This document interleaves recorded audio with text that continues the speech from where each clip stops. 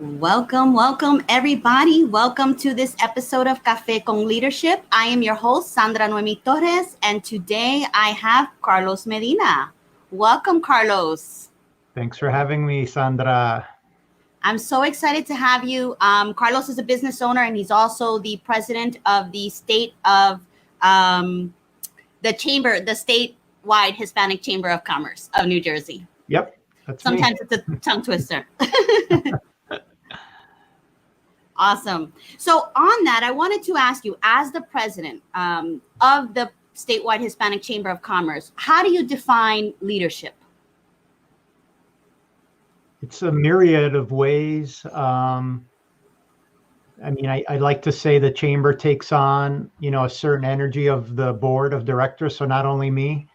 So I think we're people that really put the businesses first. We don't try to monetize every handshake. And even today, I read about people in our community getting indicted, politicians for trying to be greedy. So it's so frustrating. I feel like Latinos, we have to be twice as good in business because our competitors give you right away when they meet you, they're giving you the up and down, like, oh, he's not as good an attorney, engineer, or CPA as somebody else. But it makes it so much harder when our politicians are doing things they shouldn't do. But leadership is just, keeping your eye on what you're doing. So here we're trying to help businesses, and that's all I focus on. So I try not to get caught in the diversions that could happen at a chamber with, Latino politics or our funders or our sponsors. At the end of the day, I sometimes have to think back and just say, well, what's best for our members? Because it's not about getting the credit. Another funny story today was an issue where somebody didn't get the proper credit, so they were going to boycott an event. And I called my chairman. I was like, can you believe this? Because at the chamber, I do so many things, and often they forget it's me, and I really don't care. I'm doing it to help the member. So if at the end of the day, it's helping the member, that's what's paramount. If you get credit or not, you can't worry about those things. So I think leadership is doing your job and not getting stuck in that, I need credit. I need 1,000 likes on social media. I need to have my back constantly padded. I think I was raised, my dad's from Cuba, my mom's from Puerto Rico. And my dad was hard on me, but he wasn't a big backpack. He wasn't big on giving me, if I came in with a 98, he's like, why didn't you get 100? But I think that made me ready for real life, because you're not going to always have people saying, great, go Carlos, you did a great job. A lot of times it's like, that's all you did? You couldn't do more? Yeah. So, leadership at the chamber means just doing what helps our members without any type of self-interest, I think is the flavor that our board, which now is up to 18 members, that's what defines the board of directors at the chamber. Yeah. I love that thought process because it's so true. So many people want that credit. They want to be recognized. And that's a lot of internal conflict work and all of that mindset stuff. How do you feel we can maybe start the conversation of changing that mentality? It's hard. Business organizations across the United States generally have had, a leader or one or two leaders, a president, a vice president, a chairman.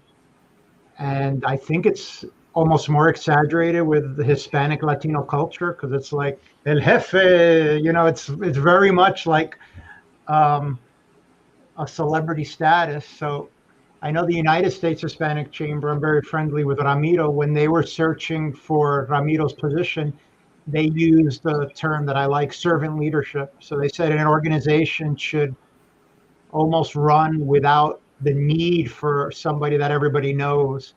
And that's hard. That's super hard.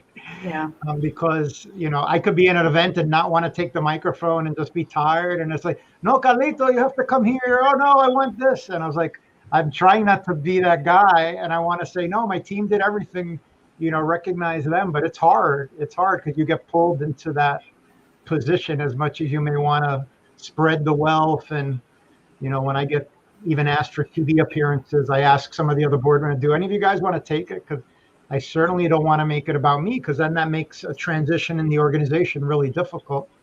So, we went through a difficult transition when our founder became ill, ultimately passed, and all the relationships were his. So I would call a major contributor and they were like, "Who are you?"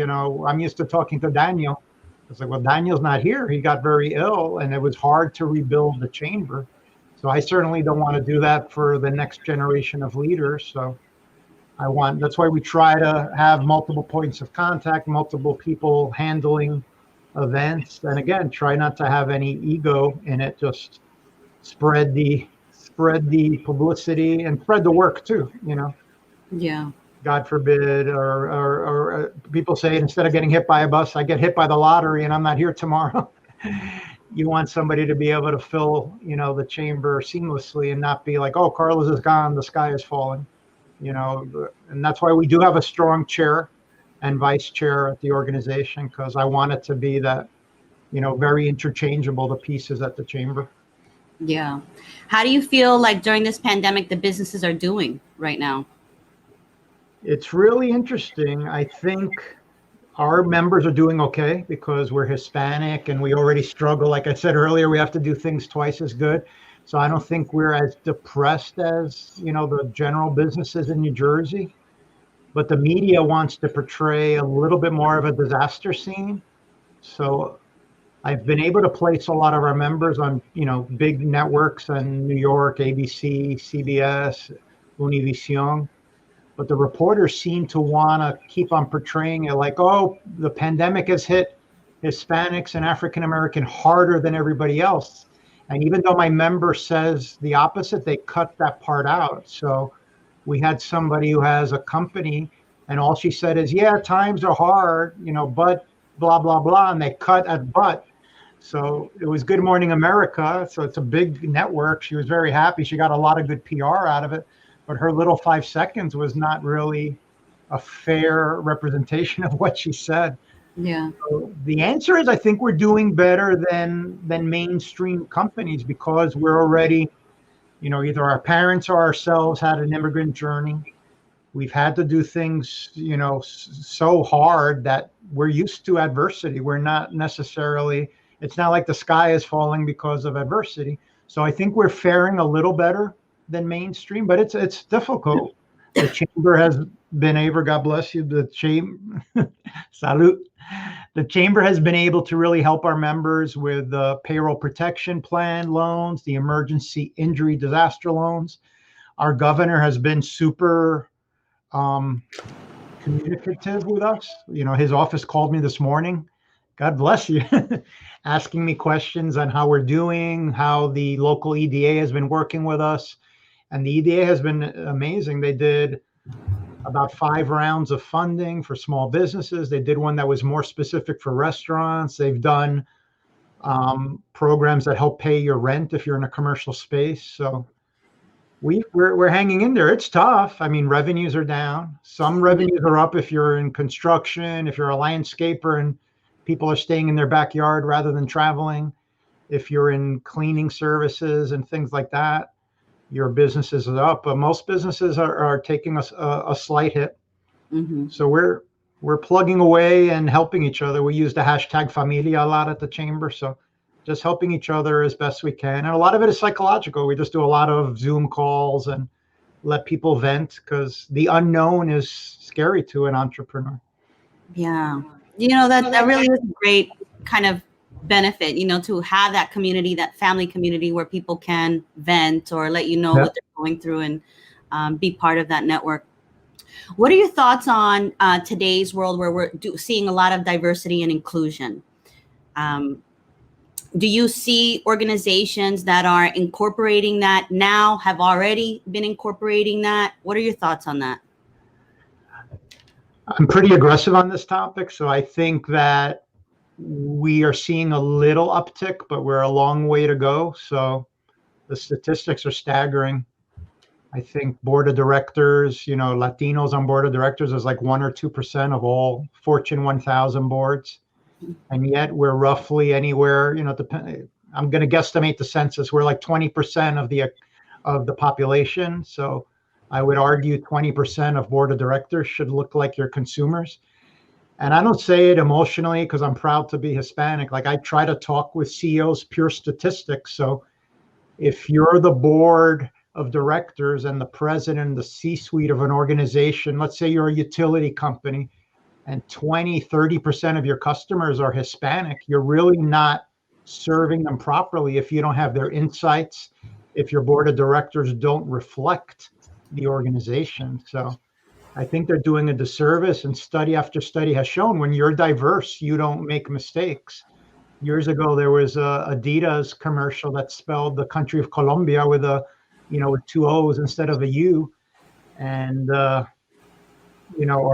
U instead of two O's, Yeah. and they got a lot of flack. How do you count the millions of dollars they lost, by printing things with a misspelling?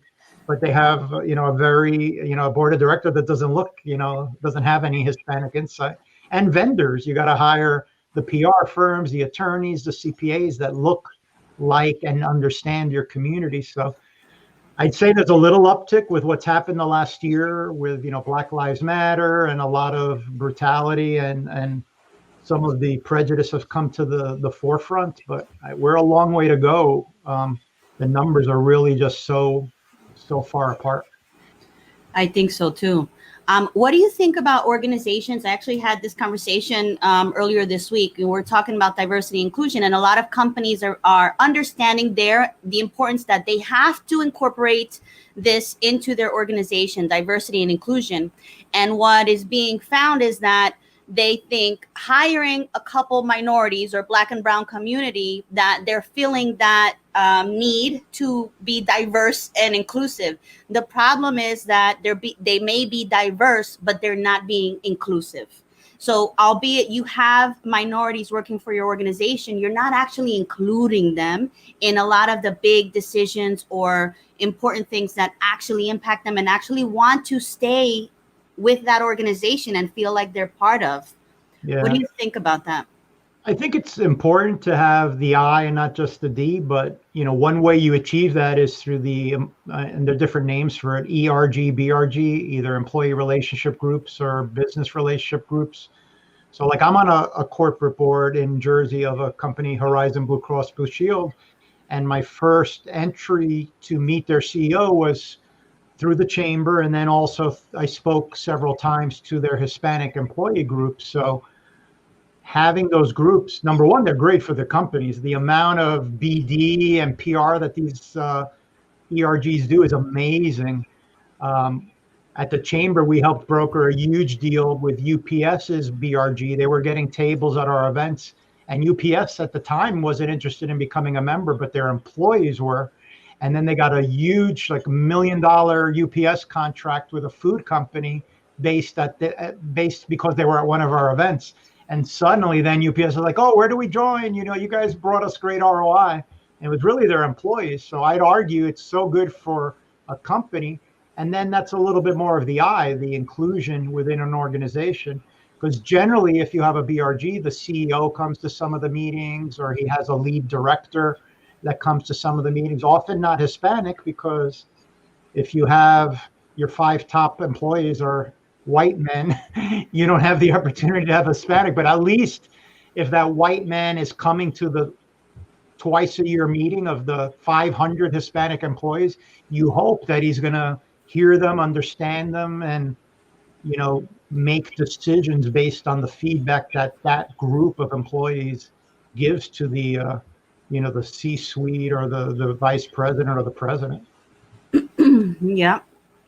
What about when it comes to the Latinos that are in corporate America and want to move up that ladder? I'm hearing a lot of not having enough of the skill sets that, upper management or C-suite is saying, well, they're not ready or they don't have the skill sets. And they want to, the professionals and Latinos, we want to have all of those skill sets so that we can move higher. How do you feel that could be maybe resolved, or how they can contribute? Yeah, it's hard because what is a true evaluation? It's such a subjective term, right? What's a certain skill set? So applicant A, to me, if he's bilingual, right away should be better than applicant B that only speaks English. So maybe there's a gap, but the ability of the mind to handle two languages and think on your feet and have cultural competency, cultural intelligence should be somehow evaluated on a scale, but it's not.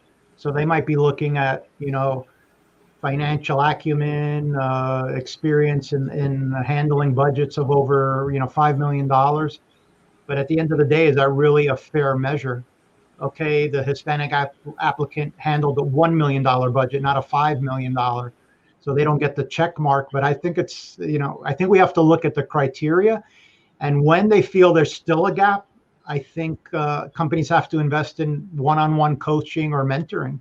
I've seen organizations, not only for Hispanics, I've seen organizations that want to develop their bench internally, identify the next group of leaders and just take 10 of them and put them in like intensive one-on-one training and invest a lot of time and money. But to lose an employee or to recruit an employee is so expensive. So to invest money in coaching and really developing your bench, your diverse bench, I think is the way to go, really. And that's where you could identify any gaps that you might feel a diverse employee has. Absolutely. I think that this conversation is something that we should continue to have, because we want to be more, find more of that solution, more of that common ground, because Yep. How are we going to progress? So I want to go into politics a little bit, not so much, but just in general, the importance of especially the Latino turnout for this election. What are your thoughts on that, first of all? I think both parties are not paying enough attention to the Latino turnout. Either they're taken for granted or they figure we don't have it, let's not even put money into it. So it's the two extremes. So I'm hoping this year showed how important many states were. You could argue how many states flipped one way or the other based solely on that Hispanic vote or people not courting that vote properly. We're not, one issue population. We're not monolithic. So I think it's finding the common core. And I won't say this just because we're a chamber, but I think what unites a lot of them is, Hispanics generally are business savvy. They're entrepreneurs, and they believe more in business and in the economy than some politicians think. I know I was interviewed a couple of years ago when Chris Christie was running for governor or running for re-election in New Jersey. And I was asked, what do I think the exit poll was going to be? And I said, business, the economy. And they're like, oh, immigration. They kind of laughed like, you're silly. And it was like overwhelmingly like 70% the economy, immigration like 10%. So a lot of folks just do not understand, what really is important to the Hispanic voter. We want to be able to take care of our families. We want to be able to have a good living and be paid a fair wage. It's really an easy core value if you really listen, but I don't think enough people are listening is the problem. Yeah. Do you think that starts on our end, like maybe our voices aren't loud enough to allow them to understand what those real issues are? Some of it's on us. We have to organize better and stop supporting people that don't necessarily have our interest at heart or our interest in mind, but it's a complex, Florida and Jersey, I could argue, are both complex because of demographics of cities, the way, areas have been redistricted to minimize. If you have 20% Hispanic vote over 10 counties instead of one county having 7%, it's unlikely you'll ever have a Hispanic county manager or whatever, executive, whatever the title is for that county. Yeah. So it's tricky. It's really tricky. So it is being upfront, and when people are asking for your support, coming ready with a set of expectations. Yes, we'll give you our support, but you have to support our Main Street businesses. You have to support our teachers. You have to support our students. I think we're easily schmoozed too often, where it's like, hey, we like you, support us, but we're not as transactional as other ethnicities are. Other ethnicities are like, yeah, we're a big voting bloc. What are you going to do for Israel, for example? What's your policy on Israel? And people listen and they know if they want that vote again. But we're like, oh, okay, thank you. You're going to say nice things about Cubans or Puerto Ricans or Dominicans, and you're going to give us a plaque and we're happy. So we gotta have greater expectations of once they earn the vote, it's time to then fulfill the promises that they've made. Yeah, I love that you said that, the voting block, because that's the core issue here, right? Because if we're not executing our power, nobody knows we have power. Nobody really, and we're going to lose it. That's really the point, and that's probably what has happened culturally, with time, because we weren't executing on that power. And one of my big passions is making sure that we are, regardless of where you stand, we're make sure that you're showing up at the polls. And we were 32 million eligible to vote in this election. I don't know what the final numbers were of how many Latinos actually came out in total. But one thing that absolutely is important, and that we're all kind of like, it's more prevalent now, is the understanding that we have to show up at every election. It's not just the primary that matters every 4 years, and we get to decide if we want to pick the lesser of the two evils, or maybe not show up and stay at home because our vote won't matter. But it's the importance of, you have to show up every 4 years, but every 2 years, and those primary elections that happen in the beginning of a primary, year, that affect the school systems that your children are going to, that affect the policies that are being handled and created in your local city and town. And like, how do we get more Latinas now, or Latinos now going forward, to participate and to galvanize them to use your power and let's execute this voting block, using your power and voting every single 2 years. Do you guys do anything with that with the chamber, or outside of the chamber? Whatever your thoughts are on that. The chamber is interesting because we are a pretty solid block. Like in Jersey, there's 120,000 Hispanic-owned businesses. So I'd argue we're the largest organized Hispanic organization in the state. However, since chambers try to be careful with politicians come to our events. We always do it very respectfully. I've gotten involved personally sometimes with politics, and I am very clear, and I always put the disclaimer, this isn't the opinion of the chamber. But there are organizations, there's Latina organizations in New Jersey that try to get people ready to run for office, and also to have the Hispanic, and in this case, Latina voice really heard in New Jersey. We need more of those organizations, and we need to strengthen them and support them.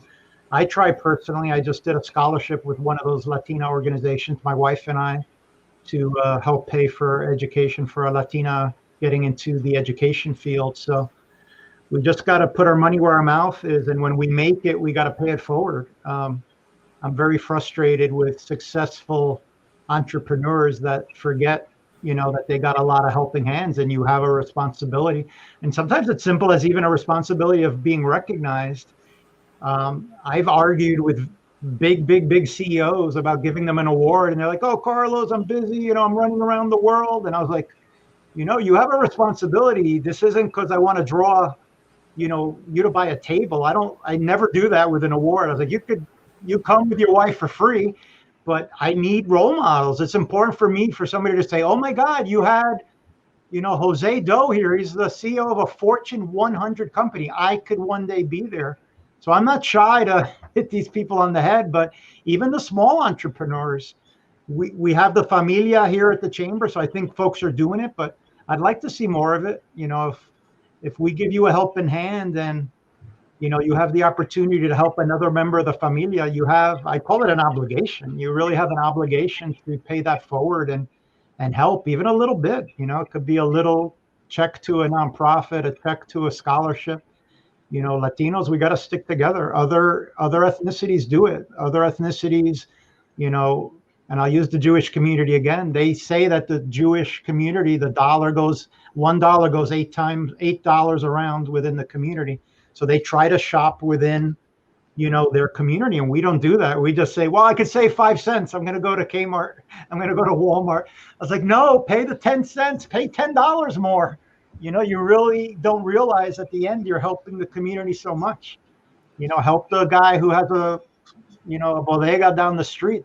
Buying on Amazon isn't going to help anybody. The guy down the street pays taxes. He's helping your municipal tax. He's helping the school. There's so many reasons to buy local and to buy, within la familia.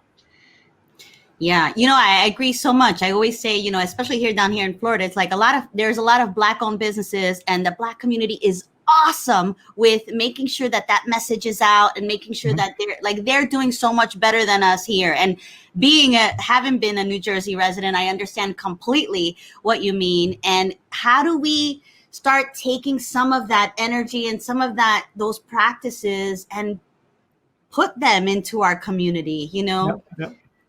How do you find in the chamber? Yeah. I'll tell you, it's interesting, and I keep on mentioning the Jewish-Israeli connection. There is a chamber, and I meet with them, and there's a gentleman who's the head of the New Jersey Israeli Commission, and he used to work for the ambassador and general counsel from Israel. They would come to a lot of my events because their argument is we see the Hispanic community as a lot of the same values as the Jewish and Israeli: education, familia. So they have a lot of events that are Hispanic centered, like have concerts with an Israeli performer and a Hispanic performer in Manhattan when there were more concerts. But it's taking that mentorship. Many of them are literally saying, Carlos, let's teach you what we do, and we just got to be open and not say, no, this is only a Hispanic chamber. We will not listen to any other chamber. Learn the best practices from an African American chamber, an Israeli chamber, an Irish chamber, an Italian Unico. They're all, organizations try to pick the best practices from each one. And it's complicated because we are so many different countries of origin. So it's not, I think that's what complicates it somewhat, but being more open-minded, like and people will not believe this, but I don't care if you're Cuban, Peruvian. I really, I love hearing where you're from. I love hearing the different accents and different foods and different traditions.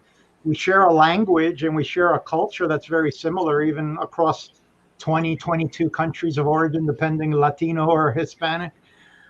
So I never really pay attention to that. If anything, I pay attention the opposite. If I'm giving awards and we just added 5 new board members, I'm conscious, like we have 2 Cubans, 2 Puerto Ricans, I'm not really, how can I not have a Mexican on my board? And we're in New Jersey where there's a big pocket of, so this year we added 2 Mexican-American board members. So I actively try to be diverse within our diversity. Gender, we added 5 new board members, 3 are Latina, 2 gentlemen. Because I can't be out there criticizing the CEO and then he's like, wait a minute, Carlos, you're not even doing it on your board. So I try to be as diverse within our diversity and not pay attention to labels and, Ecuadorians do it this way, Salvadorians do it this way. Look, we're all Latino, we're all going to help each other. I think when we get those barriers a little lower, we'll be able to be a little bit more, the familia will thrive even more.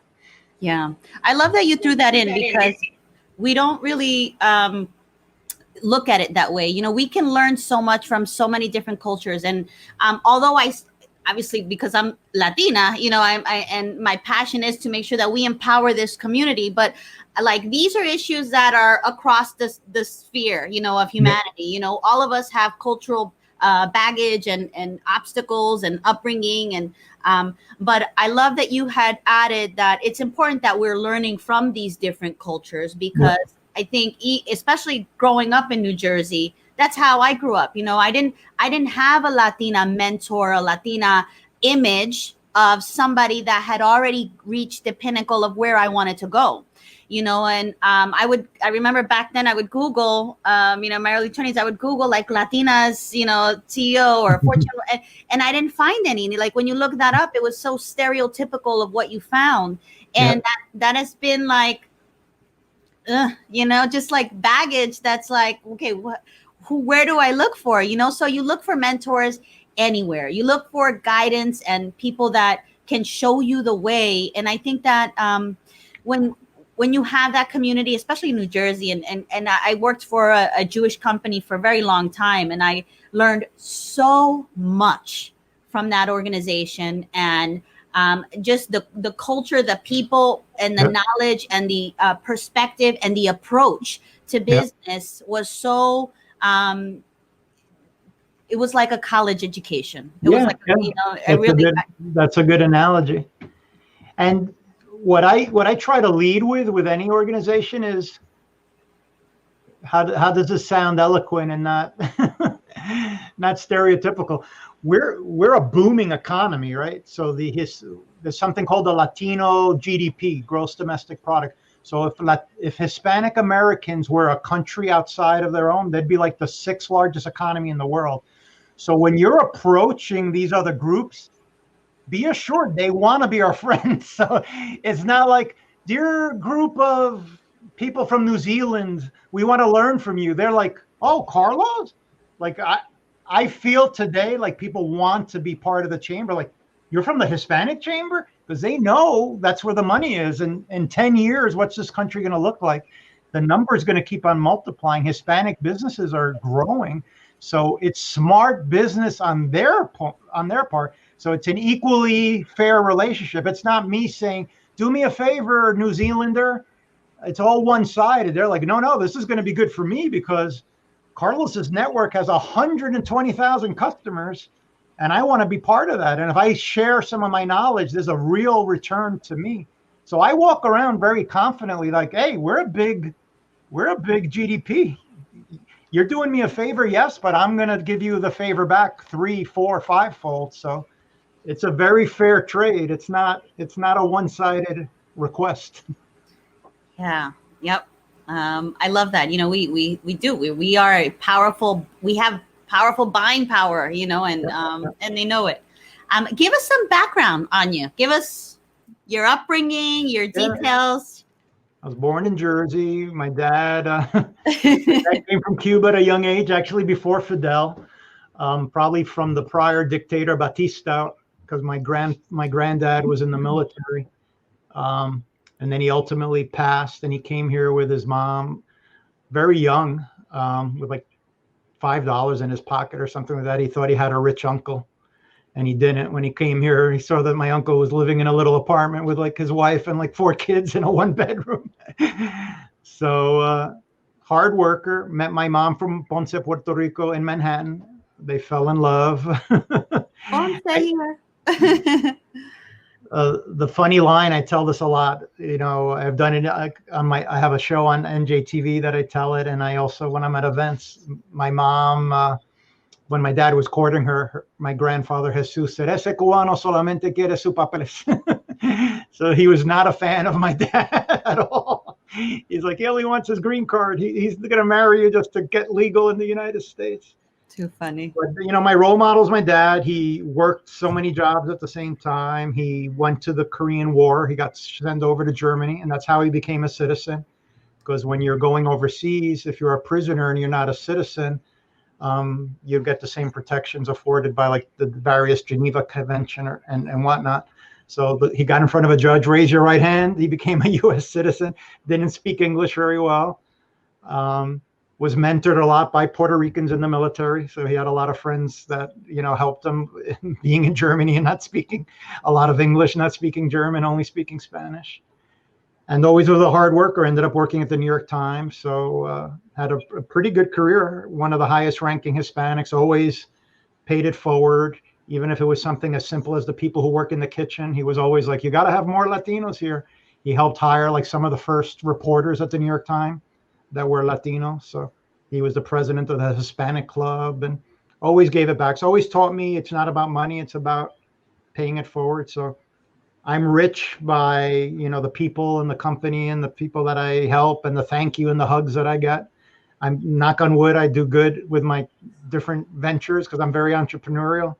But I would say that in a given year, I put in a lot of hours to the chamber that I would make a lot more money, but I'm very comfortable with it. I'm not like, oh, shucks, you know, if I spend that 1,000 hours, even making $20 an hour, that'd be $20,000. Like, that's fine. I'm really good with that. You know, how much do you need? You know, my soul needs more than my pocket. My pocket does. As long as my family's good and they're comfortable, you know, I'm very happy at the end of the day. So grew up in Hudson County, you know, they ended up moving to Jersey. So I think I learned a lot, even the value of relationships. And in Jersey, you being a Jersey gal, the hookup, like if you had a friend that oh, my friend works at Polo. He could get you a 20% discount when you buy a nice Ralph Lauren shirt. It's always about sharing the connections, is what at least I feel like I learned in Hudson County. So I'm still doing that today. How many years later? I'm just connecting dots for people. So I'm happy where I grew up. It was tough. It was probably more Irish, Italian. So I think I came home a couple times with a white T-shirt full of blood, and my dad's like, "Where are those kids?" I was like, I learned to fight and fight back and be aggressive, but I wouldn't trade that for like an easy upbringing, because I think I wouldn't appreciate things as much. And that's kind of what I even worry about, the future generations of Latinos. Are we going to be, am I being too easy on my daughter? Is she not feeling the struggle? I don't know. I don't know the answers to those questions. Yeah. I love that. That's, I miss Jersey, and I miss that energy, I know exactly what you're referring to. Yeah. What about your business? Like, what's your core business? What are you doing? What pays the bills? I have a company called Robinson Aerial Surveys. It's a company with like 85-year history. I'm an attorney by training, so I went to law school at Rutgers, and I worked for a judge. I worked as a general counsel for an engineering firm, but I kind of started doing so much business development for the engineering firm because I like people. I joke, I'm a used car salesman is what my real job is, because I love to sell. So I got good at bringing in major projects, and eventually a group of us bought Robinson. And then as that company was going to be flipped to a larger company, I started buying out all the partners. So I became the sole owner of Robinson. Then one of my longtime employees, I let him buy in. And then over the years, I've let two more partners buy in. So that pays the bills. We do work for Port Authority, the New Jersey Turnpike, for big engineers. It's basically turning product into a map. So I don't fly it anymore. We used to have a plane, but somebody flies it, obtains imagery on a hard drive, and then through different software, we turn it into a map that an engineer could design over. So we've done very impressive projects with, Gothel's Bridge. We've worked inside the Lincoln Tunnel, scanning the inside for repairs and things like that. So my guys are super, super intelligent. They work with like 3 screens and goggles and 3D. But I'm more on the numbers side, just making sure, because we get audited like 10 times a year because I do federal work. So my books have to be impeccable. So I'm constantly checking overhead, application rate, profit, because we gotta make money at the end of the day. I can't do it as a charity. That pays the bills. And then the chamber I got involved with when our founder became ill and passed away. And lo and behold, we were $300,000 in debt because people weren't paying their bills. And, when he was sick, he signed a couple of contracts that were bad. I wasn't very active at the time, but seeing that, I guess that Jersey in me where people were attacking us and trying to sue us, and we were so painted in a corner, I just got very aggressive and just started threatening people back, litigating, talking to their attorneys. And the board saw that and they said, well, why don't you become our chairman? Because the chairman at the time was in his 70s and he just didn't want the stress of having all these, because people were literally calling like our homes, you owe me $50,000, we're taking us to court. So I became the chairman, did that as a volunteer for like 10 years. And I was really both chairman and president, no salary, not $1. And completely flipped it around. So we have money in the bank. We're the largest chamber in New Jersey of any type, even larger than the state chamber, which is like 100 years old. And now I'm like a part-time president. I take like an expense is basically what I take, very nominal, just to keep us strong, but also to get them used to paying something for when I'm not here one day and they have to pay a true executive director or a president. Sure. Where do you guys meet? What town do you guys meet in? Technically, when we had offices, we were within the Bergen County Community College Meadowlands campus in Lyndhurst. We had a piece of their incubator. So we had like 2 large pieces of their incubator. I don't know what it'll be like in a year because everybody's working so well remote. I do almost feel guilty to make them go to an office when they all have amazing setups at home. They're good people. They're hardworking. I'm saving them an hour or 2 on commuting.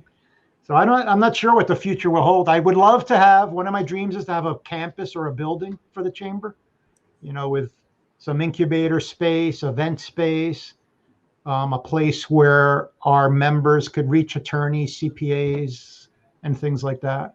Yeah. So that's probably the next thing I'll start fundraising for, and maybe have an architect draw our dream. But it'd be great to have everything in one place for our members. Yeah. Yeah. Everybody is working so well remotely. That's going to be Yeah, a exactly. hard transition. What's a failure that maybe you have come across that you've learned from, like, or something that you wish you knew before you started your career? I'll give you one that happened in the middle of my career. So I'm working with a big engineering firm, and I only mentioned the Robinson deal, which was a good one. And this one ended up kind of working, but we bought another firm. Let's see how I protect the innocent here. We brought another firm, and I invested the equivalent of 51%, and two other partners were 25 and 24. So I was really doing all the day to day. And the gentleman was Latino, and he was a genius mind technically, but he was like the most politically incorrect, racist, misogynist. He was like an Archie Bunker, a Hispanic Archie Bunker. So I thought, with my ability to sell and my love of people, that we were a good combo, right? He could do the work and I could bring him, and I did. I brought him $1 million of work. What I didn't realize was he's such a Archie Bunker that people then started firing us just because of him. So I was in a meeting in a big city in New Jersey.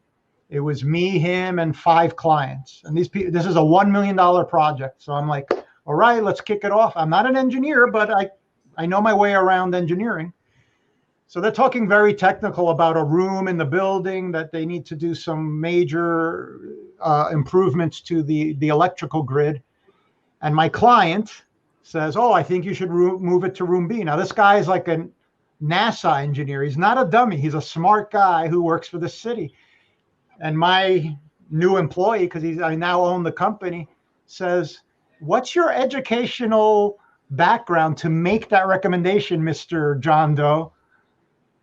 And literally, I kick them under the table, and they don't react to it. But like an hour later, the chief of staff for the mayor calls me. We got to meet at a local restaurant. So I'm like, okay, I'm still in town because it's like an hour away from my home. We sit down, he gets a drink, and he's like, we're firing you, Carlos. That $1 million job, I'm going to give it to somebody else. I was like, are you kidding me? He goes, you can't have your engineer calling my engineer an idiot in front of 5 people. You're my client. You got to listen to what my needs are. If you want to disagree, there's a way to disagree, but you can't literally call my guy an idiot. He was very upset. So the solution was he's banned from any meeting. So now I own the company. My highest paid employee can't go to the meeting. I'm not an engineer. Long story short, I had to fire him. We had to fold the company, and then Robinson bought the assets of the company. So it was a hard lesson. I thought I was smart enough to make that deal work, and he still talks to me. He's a friend. He got all the money he was owed, but I had to fire him. I had to litigate to literally break his 5-year employment contract. But the judge was like, I tell that story, the judge was like, yeah, you could fire him because he's only going to, he'll never get his money if the company goes out of business. So he says, keep the company alive, pay him what he's owed, but don't pay him only his payments. Don't pay him his salary. So I tell people I had a Harvard MBA from dealing with an Archie Bunker businessman. Yeah. And it was very, that was, I'm giving you a summary, but that was like a stressful 2 years of my life. Yeah. The company was also, I couldn't make payroll. So I was like, okay, the other guys, so let's say I needed 10,000 for payroll. I'd say, partner 1, you're 25%. We need to raise 10,000. Give me a check for 2,500. Give me a check for 2,400. Then I have to tell my wife, give me a check for 5,100. She's like, what type of investment is this? Every week you're asking me for money. So it was a real stressful time, but it makes me appreciate, I'm more careful when I do deals now that are risky. And I don't underestimate the power of somebody that's interfacing with clients as much as he could be brilliant. If he has the wrong personality or she has the wrong personality, a recipe for disaster. Yeah, that is a powerful lesson, considering we're so like connected, and we're such trustworthy. We're so like, we want to see the good in others. Yeah, You know, like, no, man, we could just talk it out. We can meet halfway, and yeah, we can yeah. see eye to eye, because ultimately we all want the same things. And that is a great lesson, because not everybody is a good fit. Sometimes we try to save people that don't always want to be saved. That's And it's powerful. funny because at the end of the day, I got a judge to let me fire him, but he'll text me, "Hey, I saw you on TV, great job." And I was like, only in my life do I fire a guy, and he's still my best buddy. He's like, "I still love you, don't worry about it." But he knows he was just, whatever reason, he would have just sabotaged the entire company. So Yeah. save his, and I mean, I still have some of his employees here, so I was able to save part of the ship, but he just was ready to retire. I think he just had become so angry at the world that Yeah. he wasn't the right guy to have, not only with clients, we still joke when I go by some of the offices. I'm like, "Oh, remember John Doe?" They're like, "Oh my God." Like, they laugh now, but it was hard to work for that guy. Yeah. That's funny. Well, it's good that you could laugh about it now, and you can have that report where he didn't get offended or anything, and he felt like, we're still brothers, in essence. Yeah. That's awesome. Oh my gosh. There's just so many more questions I want to ask you. It's been such a pleasure having you on. I want to know one last thing. What is your message to the world? Like, what do you want, whatever it is, whether it's to the Latinos, whether it's to the world at whole, like, what do you want to see change? What do you want to leave behind as a legacy? What is your message ultimately? Yeah, I would say it's two-part. So one will be a little bit more specific about diversity and the power of diversity and the value. So I want people to recognize, again, very specifically, that Hispanics are a complement to this country, not a drag, not something that's negative. So that's been a tough 4 years, because we've been portrayed as somebody that, a culture that is on welfare, and the facts don't prove that out. The number one person on welfare are white Anglo, white couples in whatever part of the country. It's not African American, it's not Hispanics, and yet the economy is booming because of Hispanics. But more broadly, more generally, that same anger and hate and arguments that I've had the last 4 years is just take a step back. We're all human, and trust a little, let your wall down, and let's strive to see our commonality more than our differences, because I think we're more alike than we realize. And the last 4 years, we've just focused on these micro differences that have become really highlighted because of social media, and because just the way we consume news is so different than when I grew up. Like, I could never have instantly known what the president of the United States was thinking. That would have been a whole formal press conference on a selection of 5 channels to choose from, not 1,000 channels. So we're consuming so much information and misinformation at a high pace. It's just a little bit like, tune some of it out, be human, look at people's eyes, hug when we could hug. That's what I miss the most of COVID, is not being able to hug my members and friends and family. But yeah, just be more human and relax. And I'm not a yoga person, but whatever, namaste, whatever the phrase is, just release some of the hate, because there's so much hate and prejudice. That they're good people. Like, I hear what they're saying and I don't believe it, because I know them from grammar school. I know the people that are saying these things, and it boggles my mind. But I have hope that the good person is still there. They just gotta, don't be angry. I'm not stealing your job on the farm. I'm not taking your, there's enough for everybody in this country. Let's just relax, chill. Yeah, I love that. It's such a powerful message. We should be working together. We should try to meet each other eye to eye, regardless of our differences, because ultimately we all want the same things. And I love that you pointed that out, because it's a great reminder for those listening that regardless of the differences that you have, there's always a way to find commonality and a way to come together and to solve the problems that ultimately we all have and we're all facing. Yeah. So that's important. What is the best way for our listeners to reach out to you, connect with you, follow you? I'm on Instagram. I'm Carlos Medina ESQ. On Facebook, my name, and also the name of my show, which is Que Pasa NJ. So I'm at quepasanj.org. My email is info@quepasanj.org. There might be some variations on that name as I enter other markets. So I'm kind of talking to other markets that I might just be Que Pasa. I might have to lose the NJ. Yeah. Tell us about that show real quick. Yeah, so I've been knocking on the door of the local PBS NJTV for about 5 years with a concept of a show to talk about Hispanic issues and highlight Hispanic role models, not only in business, but in any field, sports, entertainment, fashion. So it finally happened this year during COVID. Ironically, I had the contract. I filmed an 8-minute little segment with Miss Universe first runner-up, Madison Anderson, fellow Boricua. And then COVID just hit, and I never even got that footage because the building is still locked. They won't let anybody in there. But luckily, I had met a gentleman in Jersey City who is a cinematographer. He had done a movie, Walt Before Mickey, a pretty well-known movie. And we just shot first 100% remote, then a hybrid. So I had people in his studio. I think it came out great. We had a lot of good people on. I had Senator Booker, Senator Menendez, Lin-Manuel Miranda's father, Luis Miranda. So I'll hopefully have 9 episodes in 21. I'm about to sign that contract. And I want to expand it more. I want to really be the tri-state area more than just New Jersey, because a lot of the guests were from Manhattan. I did a little side gig with a show that was on NJTV, and I interviewed. And that's what I would say, that was what my self-doubt was. I wasn't sure I could really do this show. But when I worked on the other show, I was the executive producer and the co-host. But I brought like the big names to the show. I went to Miami, I went to Florida, and I interviewed Gloria and Emilio Estefan. And it was a great 40-minute interview. Emilio was so kind and generous. And then Zoe Zaldana down in Philadelphia.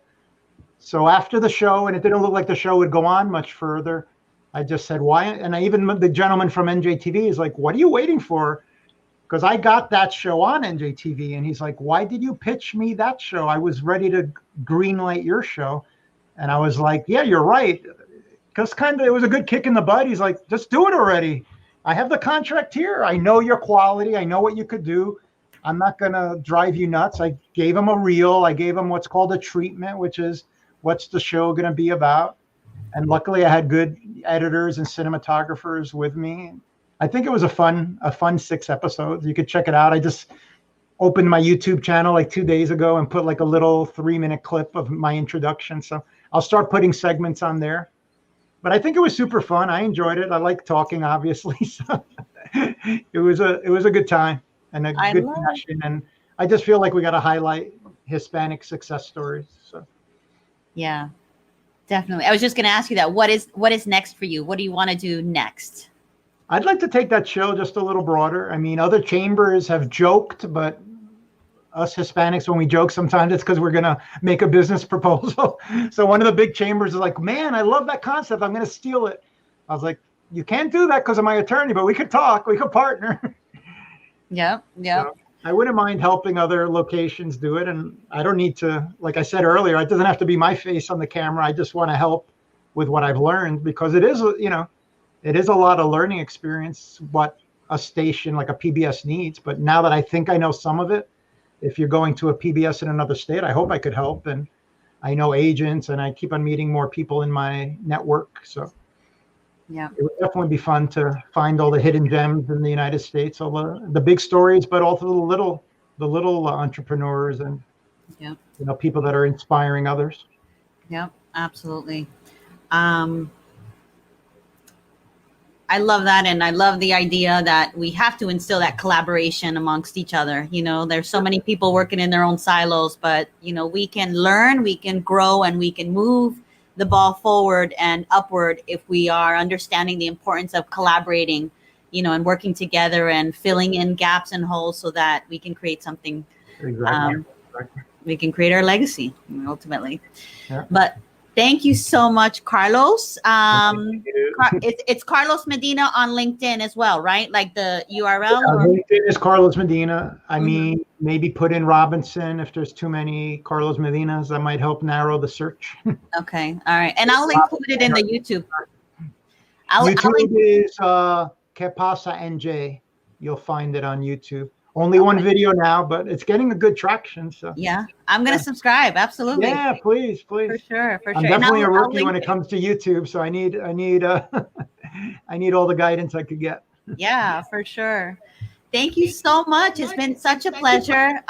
Just enjoying your experience and your leadership, contribution, and I'm just happy to have connected with you and understanding, especially from Jersey. It's my hometown. We're more influential than we think across the United States. Yeah. That Jersey attitude. Yeah. That's that fire, that fuego, that people, why are you so resilient? I have to tell you, I have to preface it. I'm a Puerto Rican from Jersey. Okay. That really is how I preface a lot of things. And I really think it makes sense to other people. And I'm like, I don't think they understand what that really means. We are resilient and we are warriors and we will get the job done. We find solutions to problems. And I love that about our community. I think we're untapped, in our potential. And I want to make sure that we help people realize that potential so that we can really make an impact and make a difference for the communities that come after us as well, and the legacy that we leave behind for our people. So thank you so much, Carlos. It's been such a pleasure having you and getting your insights. And that's it, Stay tuned for the next episode. Hope you guys enjoyed this one.